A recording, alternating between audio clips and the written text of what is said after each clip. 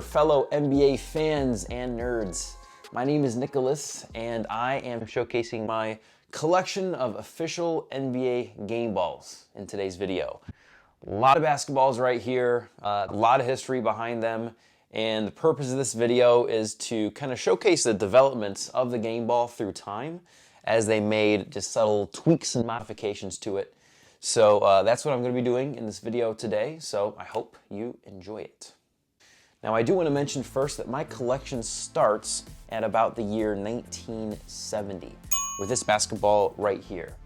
And I say that because there's a period of time from 1946, when the NBA was founded, until about 1969, 1970, and that span of time, the NBA used a 4-panel ball, and they did use Wilson during that time frame. And that basketball, or the basketballs during that time, there's not much known about them. And you can't really find balls from that time. If they are, they're extremely rare, if not extinct. So I just want to kind of mention that to start off. Mine goes as far back as when the 8-panel ball was officially adopted, which was in about 1970. Another quick note about brands.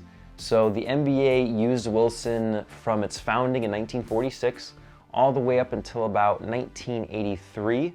In 1983, they did switch to Spalding, and they used Spalding as their official NBA game ball from 1983 till about 2021, so earlier last year. And then in June or July of 2021, the NBA announced that they were in fact switching back to Wilson for their 2021-2022 season.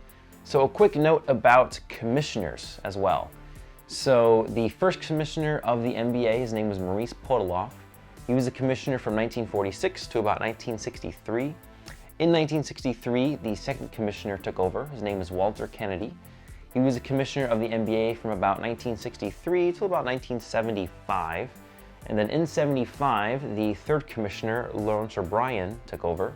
He was a commissioner from 75 till about 1983, 1984, and in 1984, David Stern took over as commissioner.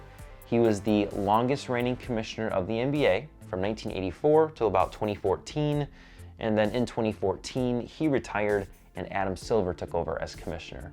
And of course, he's a commissioner of the NBA today as of 2022. So starting off with the first basketball here. So as you can see, it is Wilson. You can see that the signature of the commissioner is Walter Kennedy. He is the second commissioner of the NBA. Now, this ball was used anywhere from 1970 to about 1975. And like I said, that's because the NBA officially adopted the 8-panel design in 1970, and this is in fact an 8-panel ball. And Walter Kennedy did retire in 75. Which kind of fits this ball right within that time frame. Characteristics of the ball itself, as you can see, the word official is in cursive, which is a little bit different from the balls that came after it. NBA is printed very small in black letters there. The ball itself is a little bit more brown than the other basketballs. I'm not sure if that's due to the wear or if it is actually just the color of the material that was used back then. Now, moving on here to these next two basketballs. So again, Lawrence O'Brien, he became the commissioner in 1975. So these two basketballs here were used from about 75 to 83. I don't know in which order these two came in. From my findings and just kind of searching around, it looks like the dates or the time frames that these were used kind of conflicted each other. So not really sure which one came before the other. As you can see, they retain most of the design from this one here. So the lettering here is about the same. NBA is made a little bit bigger. Of course, that's not filled in now with the 3 letters there. Official looks different, and it is a bit brighter orange of a basketball. And as you can see, this one looks a little bit more sloppy. Almost looks like NBA is kind of marked in there. And you can see that the NBA logo is actually in the middle of the basketball, actually very close to the design today, where the NBA is also in the middle. So kind of interesting to think if the NBA used that basketball as a model for the new, or the newer design rather, when it came out in 2006. Now the next ball down the list we have is a Spalding ball. So like I mentioned, the NBA switched over to Spalding in about 1983. Now, Lawrence O'Brien was a commissioner until 1984. So there is 1 year of production of the basketball, of the Spalding ball specifically, with Lawrence O'Brien's signature on the ball. I don't have that ball, very limited quantity, very subtle difference. I mean, this is basically the same ball, just with David Stern's commissioner signature on the ball. So this one right here, 1983 up until about 1992 is when this one was used. And as you notice, the font of Spalding, you can see it's their old style font there. And in 92, 93, they switched over and they kind of updated their font. So you see that on this basketball right here. That's really the only major difference between these two balls. This one in the middle is probably the most cliche official game ball that you'll see on the internet, or if people sell balls with signatures on them. This is the basketball that you'll find the majority of the time. It had one of the largest productions, about 12 years of production for this ball here. So a lot of that one is available. Now the NBA made, or rather Spalding, made a very slight tweak to the basketball in 05-06. So this ball here was used up until 2005. In 05-06, they switched to the logo a little bit, so they added a little S on top there. That's the only change they made, a very small difference, but that ball was only produced, again, for one season. So 05-06 season, and shortly after that basketball was changed, they then switched over to a different kind of basketball. So in 06-07, the NBA introduced a microfiber polyurethane composite outer shell with their basketball.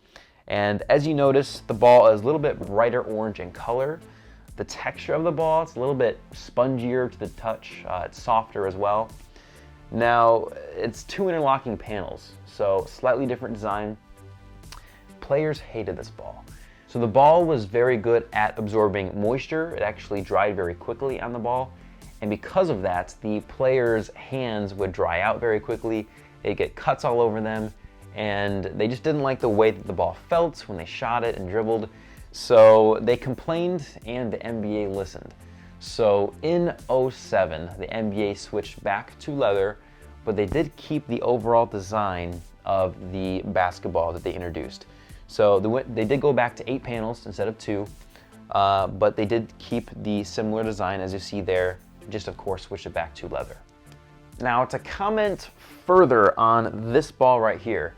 So I actually was curious, and in about 08-09, I bought myself this very basketball.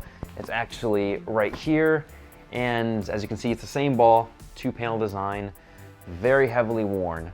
I used this ball for about 4 years, only on indoor courts, and personally, I loved it, but I am biased because I did get used to it. I really got adapted, and this is the only ball that I used. So I didn't use any leather basketballs during that time period.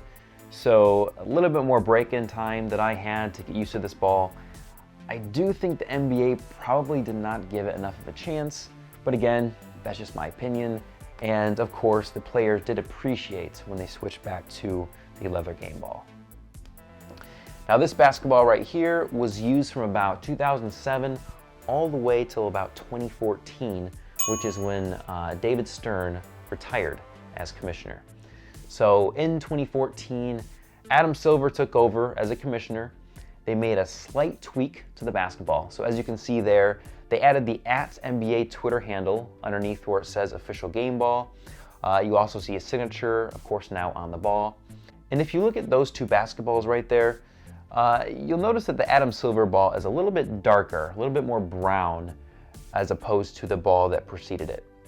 So not many differences there, but the feeling is a little bit different, and of course the color is slightly different as well.